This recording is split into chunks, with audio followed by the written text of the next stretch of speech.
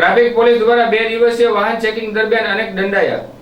ભાવનગર શહેરના પોલીસ વડા હર્ષદભાઈ પટેલના માર્ગદર્શન હેઠળ રિક્ષા, બાઇક, ઇકો જેવી ગાડીઓ પાસે લાયસન્સ, પીયુસી જેવા ડોક્યુમેન્ટ માટે ટ્રાફિક પોલીસ ડ્રાઈવ ગોઠવવામાં આવી હતી. જ્યારે 2 દિવસ ડ્રાઈવ દરમિયાન જુદા જુદા વિસ્તારોમાં ચેકિંગ હાથ ધર્યું હતું, જેમાં અનેક દંડાયા હતા.